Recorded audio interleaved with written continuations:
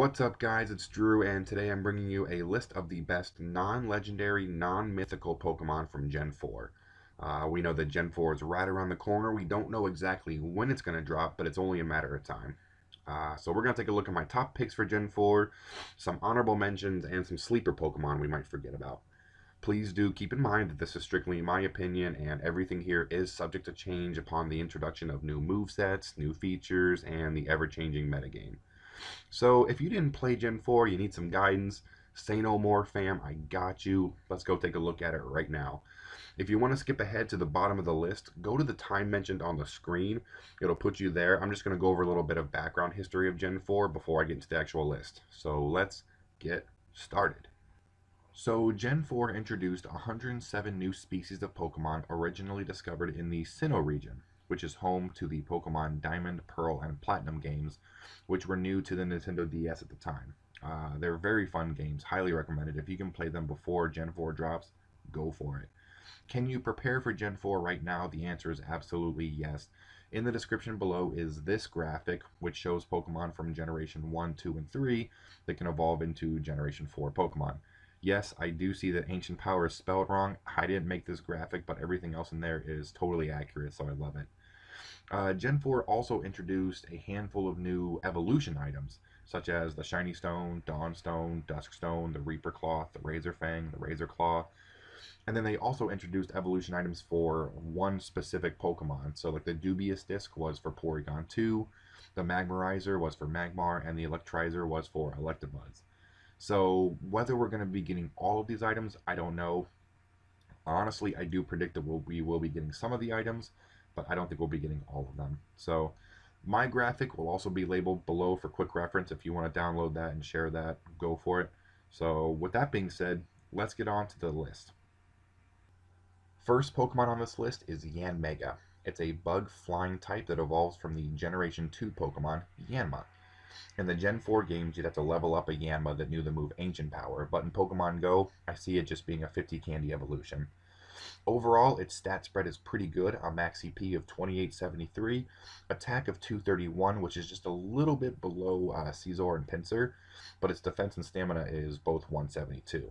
So overall, as a bug-type attacker, it's going to have a better total damage output than Scizor and Pinsir, and it's going to have very close DPS. So I think it's going to be the best bug-type attacker moving forward. It could also get a flying-type moveset like Wing Attack, Aerial Ace, or something like that, but I'm looking at this more from the bug-type perspective. I hope Yanmega does get like Bug Bite and Bug Buzz as a potential moveset. I think that'd be really good for it. The biggest benefit I see about Yanmega is its typing. The bug flying, it double resists fighting type moves. So I see Yanmega being very good in those raids where it's a psychic type raid boss with a fighting type attack. So like Mewtwo with Focus Blast, Alakazam Focus Blast. I think Deoxys might know counter here in the future. Yanmega will body up those attacks while dealing super effective damage with a very good Bug Bite, Bug Buzz moveset. Also in Generation 4 comes out 3 Psychic type mythical Pokemon, Uxie, Azelf, and Mesprit. So if those things want to Focus Blast as well, I think Yanmega will play a big role in helping being a counter. I see a lot of trainers using Yanmega and Scizor interchangeably. You know, some matchups with Scizor being a Steel type, being able to resist Psychic type moves.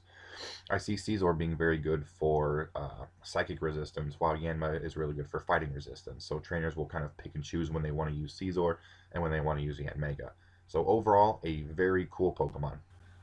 Next on this list is Weavile. This is a Dark Ice type Pokemon that evolves from the Generation 2 Pokemon, Sneasel. In the Gen 4 games, you had to level up your Sneasel at the nighttime while it's holding a Razor Claw, which I think is perfect for Pokemon Go. They can implement Razor Claw as an evolution item and force players to evolve their Sneasels during the nighttime. We already know they like to do that with little things like Espeon and Umbreon, so I think this would fit in so well in the Pokemon Go system. Overall, this Pokemon stat spread's pretty darn good, 2815 max CP, 243 attack, 182 defense, and 140 stamina. So no matter which way you look at it, Weavile is going to be a glass cannon. It just will not stay alive for that long. As an ice type, it's going to be pretty darn good. There are better ice types in the future of this video, but as a dark type, if it gets a good moveset, let's say Snarl and Foul Play or something like that, this thing could actually outpace Bite Crunch Tyranitar. Now, it won't last longer. Its TDO is not as good as Tyranitar, but its basic DPS, it'll be doing more damage for a shorter amount of time. So overall, Weavile is a very exciting Pokemon, and I'm pumped to see what Niantic does with it in the future. The next Pokemon is Roserade. This is a grass poison type Pokemon which evolves from the Generation 3 Pokemon Roselia. In the Gen 4 games, you'd evolve Roselia with a Shiny Stone, which is another evolution item that Niantic could implement to the game. Overall, Roserade's stat spread is pretty good, a max CP of 2783, an attack of 243, a defense of 206, and a stamina of 120. Overall, just like the Pokemon before it, this is going to be another Glass Cannon. However, Roserade has access to Poison and Grass moves. A moveset like Razor Leaf and Grass Knot could potentially out DPS Venusaur, and maybe a Poison Jab and Sludge Bomb moveset may out DPS a Victory Bell. So either way, this Pokemon does have the potential to be the best Grass type attacker or the best Poison type attacker in the game. Very exciting. The next Pokemon is Electivire. This is an electric Pokemon that evolves from the Gen 1 Pokemon Electabuzz. Now this is where things get kind of tricky because in Gen 4, Electabuzz had to be traded while holding an Electivire to make it an Electivire. Under the current game mechanics we have right now, I don't think the Electivire is a very viable option because one, the Electivire was only equipped to Electabuzz, nothing else works with it, and two, you can only trade once, so players probably won't want to trade their high IV Electabuzz to possibly get a very bad reroll Electivire on a trade. But however, Electivire is still a very exciting Pokemon. Let's take a look at its max CP, 2904, a booming attack of 249, which does exceed Raikou, a defense of 173, and a stamina of 150. So Electivire is a very, very, very exciting Pokemon. Overall, it could get Thundershock Wild Charge, which would outpace Raikou in DPS, but it would not outpace it in total damage output. So Electivire will easily become the next best non-legendary electric type attacker in the game. The next Pokemon on this list is Rampardos. This is a rock type Pokemon, and I believe this is the first Pokemon on this list from not a previous generation evolution. You can find Cranidos in the Gen 4 games as a fossil, and overall Rampardos is a beast. It's got 3,179 max CP, a huge attack stat of 295, defense of 114, and stamina of 194. So clearly Rampardos has Glass Cannon written all over it, but this will most likely become the best rock type attacker in the game if it gets access to Smackdown or Rock Throw combined with either Rock Slide or Stone Edge. This thing is a monster. So this thing can also be used interchangeably with a Pokemon that we'll be talking about later down the road in this video, but my goodness, this thing is just going to do some massive damage. So before we move on to the top 5 Pokemon on my list, I want to talk about some sleeper picks. These are Pokemon that clearly didn't make the list, but they could have some potential to them. First Pokemon is Honchkrow. It's a dark flying type Pokemon. Max CP of 2566, attack of 243, defense of 103, stamina of 200. This Pokemon does evolve from the Generation 2 Pokemon Murkrow, and people have a ton of candies for that sitting around. And it also does have a shiny sprite as well. So if you want something shiny, like I said, overall not a good Pokemon, but it could outpace Bite, Crunch, Tyranitar for a dark type attacker. However, Honchkrow is not very bulky. It'll be on pace and it might beat Tyranitar for DPS, but its total damage output is just not good. So this is kind of just, like I said, a budget choice for players, and it's not a terrible Pokemon, but it's not the first one I'd be looking to power up. And the next selection is Porygon Z. This is a normal type Pokemon that evolves from Porygon 2 from Generation 2, which evolves from Porygon in Generation 1. Porygon Z needs the Dubious Disc to evolve. It has a max CP of 3072, an attack of 264, defense of 153, and a stamina of 170. That's a pretty good stat line. However, the problem with Porygon is its typing. It is a normal type Pokemon, and when it comes to battling in Pokemon Go, you want to be doing super effective damage as much as possible, and normal type just has no super effective matchup. So if this thing, even if this thing got like Hidden Power Normal or Tackle plus like Hyper Beam or something, maybe Last Resort, I don't know. Porygon Z could be a very good, strong, generalist normal type, but it wouldn't be bad in situations, but it wouldn't be amazing.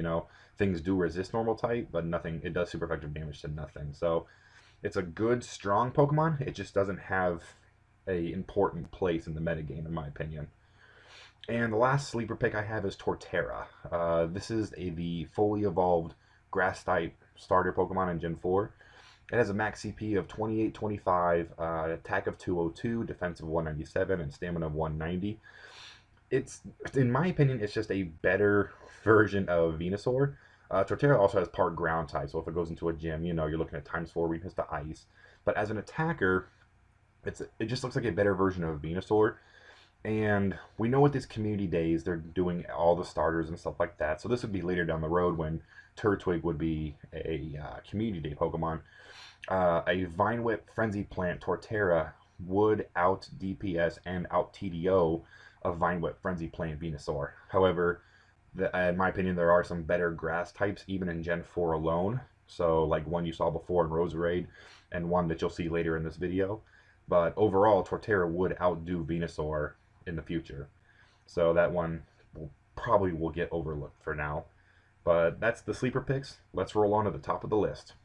Coming in at number 5, we've got Tangrowth. And this is actually the first grass type Pokemon to break 3000 CP.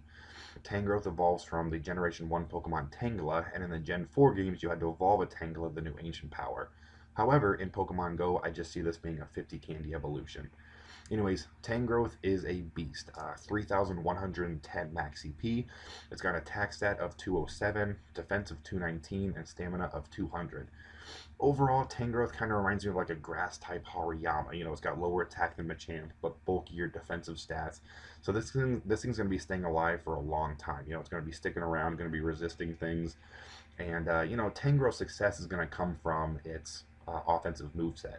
And I am really crossing my fingers that Tangrowth will get like a Vine Whip, Power Whip, because that would put it on pace to either run with Vine Whip, Frenzy Plant Venusaur, or even surpass Venusaur. So I've got a couple high IV Tangela sitting around. I'm very excited for this Pokemon, and I really hope that Tangrowth will take over as the best grass-type attacker in the game. Number 4 is Togekiss, and this is a fairy flying type Pokemon that evolved from the Generation 2 Pokemon, Togetic. Out of the entire Pokemon series, Togetic is actually my favorite Pokemon of all time. So getting this evolution really gets me excited. Togetic in the Gen 4 games could evolve with a Shiny Stone to make it a Togekiss.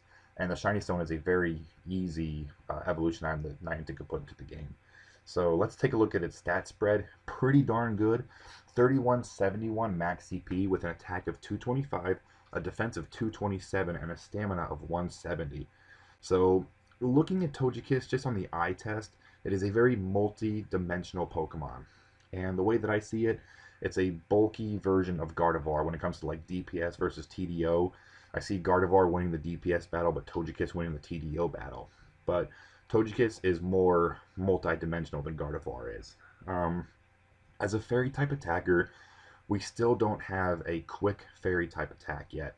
So I see Togekiss getting like a Zen Headbutt and an Air Slash for a quick attack. And for charged moves, I see like Sky Attack, Dazzling Gleam, and like Shadow Ball or something like that. So first choosing your moveset would be tough because do you want to go the fairy route with like Zen Headbutt, Dazzling Gleam, or do you want like a flying type specialist with Air Slash, Sky Attack? That's going to be a very player preference setup. As an attacker, like I said, it's kind of, there's going to be better options like Gardevoir as a fairy, pseudo-fairy attacker, and then there's like Rayquaza and even some regular flying type Pokemon will out DPS Togekiss, but Togekiss will probably beat everything as like TDO goes. But, even then, flying type Pokemon aren't very, like the specialists aren't needed. Flying type isn't big in the metagame, but, you can still do it if you want. The thing I like about Togekiss' multidimensionalness, if that's even a word, is its defensive capabilities and its typing. Fairy, flying, double resists, fighting type moves. So this thing is perfect as a gym defender. Just like Gardevoir, you could stack Togekiss behind like a Blissey to force people to change out and force switches. So let's say like someone rolls up to a gym, Blissey's first, they start attacking with a Machamp, and then they see Togekiss is next. That is going to force out their Machamp because they know they have no, like Machamp is not going to beat a Togekiss. Like it's just going to have such a hard time. They're going to lose so much time, especially if you're burying and stuff like that.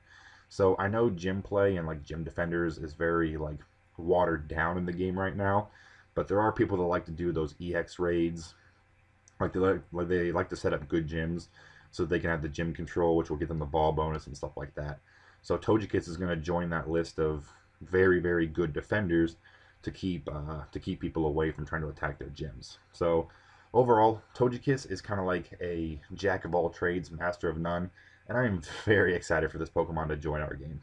Rolling in at number 3 is Garchomp. This is a monster Pokemon. It's a Dragon Ground type.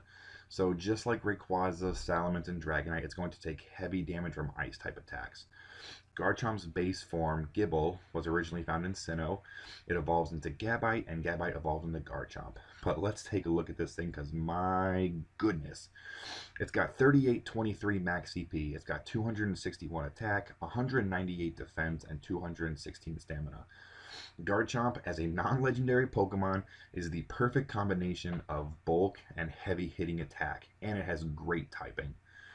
So, in my opinion, Garchomp is the best non-legendary Pokemon in the game, but it creates a giant argument. Oh, but Drew, if you think it's the best non-legendary type, why is it only number 3 on your list? And I will explain this right now. Garchomp, as I said, is amazing. And let's take a look at this from a ground and dragon type specialist perspective. As a ground type attacker, I'm thinking it's going to get like maybe Mud Slap, hopefully Mud Shot. Let's take Mud Shot.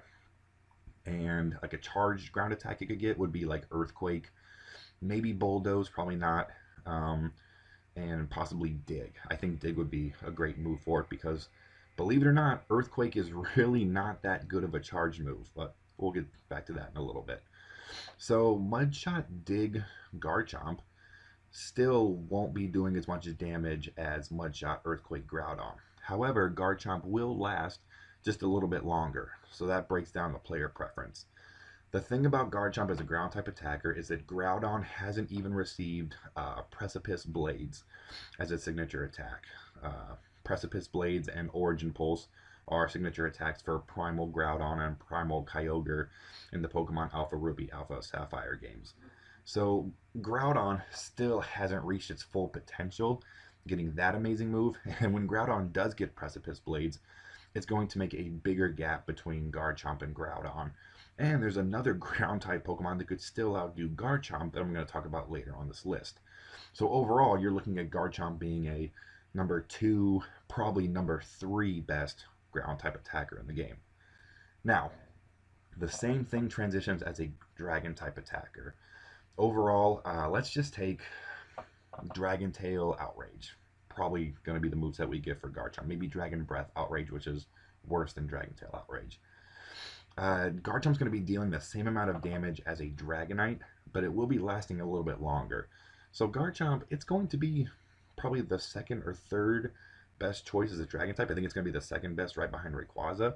And Garchomp's actually going to live a little bit longer than Rayquaza, but do significantly less damage, just compared to a longer lasting Dragonite.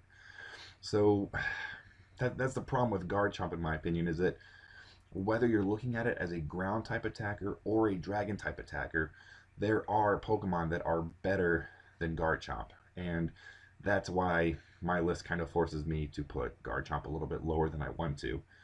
I understand that Garchomp, in my opinion, is the best non-legendary, but there are just better choices right now, and that kind of dulls its shine.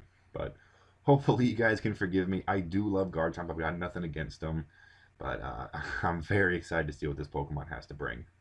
Number 2 on this list is Rhyperior, and holy cow, this thing is a beast. It's ground and rock type, and it evolved from the Gen 1 Pokemon Rhydon. In the Gen 4 games, you had to trade a Rhydon with a Protector to evolve it. So once again, I don't see the Protector being a very viable Evo item, especially since like the Protector only worked for Rhydon itself. It's kind of the same conversation that I had about Electivire and the Electrizer. So anyways, look at these stats though. It's a max CP of 3869, an attack of 241, defense of 224, and stamina of 230. Guys, this is not just a mid-major balanced Pokemon. This Pokemon is balanced and its stats are gargantuan. This thing is amazing. So, as a defender, meh, it has the same ground right rock typing that makes it very susceptible to water and grass attacks, kind of just like Rhydon. It takes just huge damage from those. It's kind of like how Tyranitar is double weak to fighting and stuff like that.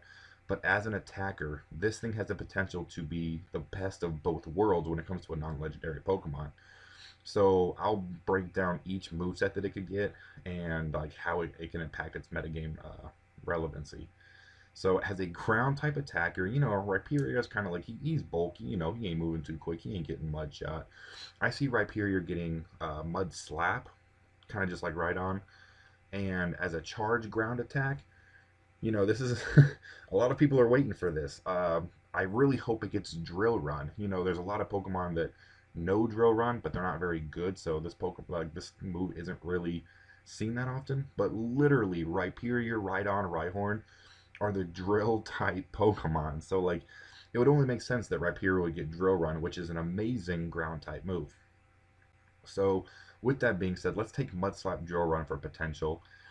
And this thing will do almost as much damage as a Mudshot Earthquake Groudon, and it will live longer than Groudon will. It's bulkier than Groudon. So this thing, it's on pace to be edging out Groudon as the best ground type attacker. That's crazy that a non-legendary can run with a legendary like that. So that's pretty nutty. That'll make it really good. Once again, Groudon still will get Precipice Blades later on, but like the gap between Rhyperior to Groudon with Precipice Blades is going to be smaller than any other type of power gap between the ground type relevancy. So Rhyperior easily is going to be the best non-legendary ground type attacker. Now, this Pokemon can also become the best rock type attacker. Once again, slow. I see it getting like Rock Throw or Smackdown, which would be great. And then for a rock type attack, this thing could get Stone Edge. It could potentially get Rock Slide. Like there are a couple good options that Rhyperior could get. They could make this Pokemon just thoroughly amazing and let the players choose what they want to do with it. Um, Rock Throw, Stone Edge, or Rock Throw, Rock Slide, depending on how good Rampardos is, if you go back on the list a little bit, I'll put the time right there. Rhyperior versus Rampardos. Rampardos is going to be a very glass cannon. It's going to last for a little bit of time and just do some major damage. But Rock Throw, Stone Edge, Rock Throw, Rock Slide, Rhyperior will last a very long time. And it's going to do a ton of damage. Not quite as good as Rampardos, but right up there with it. And so, it comes down to player preference. Do you want to be using Rampardos, like 6 Rampardoses, to do about the same amount of damage as like 3 Rhyperiors? Or do you want to have a Rhyperior that's going to last a lot of time? So, Rhyperior edged out Garchomp in this list just because it can be the best non-legendary for each type of attacker and be the best rock type attacker in the game overall. So I'm definitely excited to see what kind of moveset Rhyperior gets, and I really hope we can do some fun things with this. So before I get to the number 1 Pokemon on this list, I want to talk about some honorable mentions. These are Pokemon that just barely missed the cut. These would easily be Pokemon like number 11 through 15 on this top 10 list. These guys just barely made the cut, but they are also pretty good choices moving forward. Way better than the sleeper picks I talked about earlier. So I'm sure there's Pokemon on here that you thought should have been on this main list.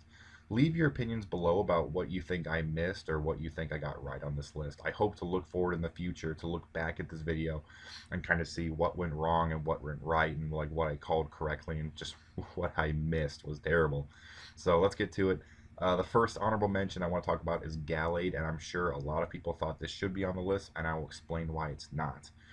Gallade is a fighting psychic type Pokemon it evolves from the Generation 3 Pokemon Kirlia.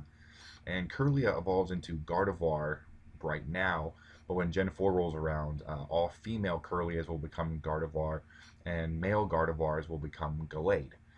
This Pokemon is pretty good. It's a max CP of 2964, 237 attack, which is better than Machamp, 227 defense, which is better than Machamp, and 136 stamina.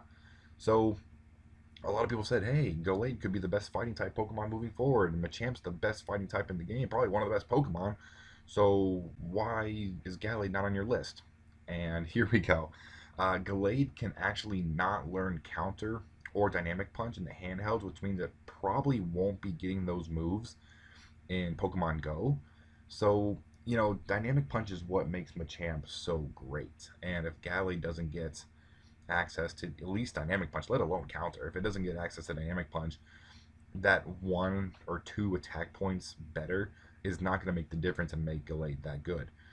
Second of all, Gallade, its relevancy in the meta right now doesn't make much sense compared to Machamp. The biggest thing Machamp's used for, raids. The biggest one is like duoing Tyranitar raids, or currently Lapras is in the game, Rhydon, stuff like that. But the biggest one I want to look at is like duoing Tyranitar. Yeah, people say Gallade is going to be a good replacement to Machamp, but you look at it like a Bite Crunch Tyranitar raid, and Gallade, being a part of Psychic type, is going to take neutral damage instead of resisting it like Machamp does and stuff like that. That typing matchup doesn't do well for it. Also, when it comes to gym play, you're dealing with Zen Headbutt, Dazzling Gleam, Blissies, and stuff like that. Gallade takes neutral damage from Zen Headbutt and takes times 4 damage from Dazzling Gleam. It's going to be getting hit harder with lower stamina than Machamp. So everything that you use Machamp for, that you want to use Gallade for, Machamp is still just a better option in my opinion, just because of its pure typing. That extra Psychic type on Gallade actually doesn't help it that much, unfortunately. Gallade is a sick looking Pokemon. Look at him, he's swipe, swipe, swipe. Like, he's a sick looking Pokemon, but unfortunately, I don't see him being meta relevant, meta groundbreaking Pokemon, unfortunately. The next one is Magnezone. This Pokemon evolves from the Generation 1 Pokemon Magneton. And, it's actually pretty good once again. Max CP 2996, 238 attack, which is right up there. 217 defense, 140 stamina. It's kind of bulky, but the problem I see with Magnezone is it's probably not going to get like a favorable move set. I see Magnezone getting like Volt Switch and like Spark, along with like Zap Cannon, Flash Cannon, and like Thunderbolt or something like that. And as an electric type attacker, the lead Pokemon is Raikou right now, and everyone is using Raikou as their main electric type attacker. Magnezone is going to have some TDO, but overall, I just don't see it getting a good enough move set to put it on pace with like an Electivire or a Raikou. So, unfortunately, Magnezone just misses the list. The next Pokemon is Magmortar, and this Pokemon's pretty good too. Once again, it's just right there on the bottom of the list. 2980 max CP, 247 attack, 186 defense, and 150 stamina. So basically, I feel as if Magmortar is going to be pushing the Fire Spin, Blast Burn, Charizard. Magmortar's going to be right up there with that Charizard. But, we have Moltres, we have Entei, and stuff like that. So Magmortar just isn't impactful enough to put it on this big list of mine. I mean, it's still a good Pokemon if you're gonna like non-legendary wise. It's still a pretty good Pokemon. And the last two on this list is the new evolutions, Leafeon and Glaceon. So I'll talk about Leafeon first. It's probably going to be one of those 25 candy. Hopefully, there's a nickname. If you guys know of any nicknames for Leafeon and Glaceon, like from the shows or anything like that, leave them in the description. So hopefully, we can get like a nickname trick party going or something. I like Leafeon, 2849 max EP, 216 attack, 254 defense, 130 stamina. On paper, it looks just like another evolution, and I think it's going to be another middle of the pack Pokemon. However, something like a Razor Leaf Grass Knot moveset could put it on par to be like one of the top three. So overall, I see Leafeon being a middle of the pack Pokemon again. And kind of same thing for Glaceon, max CP of 2866, attack of 238, which is actually pretty high, defense of 212, and stamina of 130. We're already getting Weavile, and we're already getting the best type Alex type attacker in the game moving forward at the end of this list. I don't want to spoil it for you, but I'm kind of going to spoil it. Um, so, there's like in Gen 4, there's already probably two options that are better than Glaceon, but it's still worth making one. I always like to make a couple copies of each Pokemon, so these are all still very good Pokemon, and they're very budget moving forward. So don't take these for granted. They are very good Pokemon. Coming in at number one is Mamoswine. This is an ice and ground type Pokemon that evolves from the Generation 2 Pokemon Piloswine. In the Gen 4 games, you had to evolve a Piloswine that knew Ancient Power, but in Pokemon Go, I just see it being a 100 candy evolution. So looking at its base stats, we see that it's not as good as Garchomp, not as good as Rhyperior, but I will explain later as to why I think Mamoswine is the most important Pokemon and the best Pokemon in Gen 4. So, and even in, like 3,289 max EP, that's pretty darn good. 247 attack, 157 defense, 220 stamina. This thing is going to be a TDO and a DPS beast. 247 attack, it's going to be hitting some heavy damage. And 220 stamina, it's going to be sticking around for a while too. So Mamoswine's got a great balance of DPS and TDO. Now, I'm not really looking at Mamoswine as a ground type attacker because this Pokemon is easily going to become the best ice type attacker in the game, hands down. Like, it's lit. Don't even bother, fam. Right now the best ice type attacker in the game, it's Mewtwo with Ice Beam. How sad is that? Just let that sink in real quick. We've got Pokemon like Articuno, Regice, Jinx. They're all ice type Pokemon with double ice type movesets, and they benefit from stab. And none of them can beat out an Ice Beam Mewtwo. Like, come on, yo. Like, really think about that real quick. Like, that's sad. So I see Mamoswine getting like an Ice Shard Avalanche as an amazing moveset. I think it'll get that, and I think it's just going to be insane. The power gap that Mamoswine creates over everything else is just nutty. Like, you're gonna have Mamoswine's just gonna be up here dealing all that ice type damage compared to like Mewtwo, or if you want to go next, double ice type Jinx. Like, the damage difference between Mamoswine and Jinx is just insane. And so, that's probably one of the biggest reasons I value Mamoswine over like a Rhyperior or a Garchomp, is because it's going to create a giant gap of improvement, and it's going to make a bigger impact in this game than Garchomp and Rhyperior. Stats wise, it may not be as good, but the impact that Mamoswine creates is going to be, in my opinion, relatively larger than what Garchomp and Rhyperior bring to the table. So if you agree or disagree, leave your comments below about like the order that I had this in and why you think you agree or disagree with me. I kind of want to see all the feedback and stuff like this. So, because I was really juggling those three Pokemon as where I wanted to put them, and I ended up doing this. So, one more thing about Mamoswine, actually, it's going to be really fun when Rayquaza comes back as a raid boss, because people were able to duo Rayquaza with weather boosted Jinxes and stuff like that. And so, like, imagine Mamoswine, just that power gap between those two Pokemon and how much easier it will be to be able to like duo Rayquaza and stuff. It's gonna be pretty fun to watch. So that's it for the list. Let's get to the conclusion. And that is the end of the video. I hope you enjoyed it. Let me know what you think of the video in the comments below. Share your opinion on what you think I got right and some of the stuff that I missed. Don't forget to like and subscribe. Keep on keeping on. Thank you for watching, and I will see you later.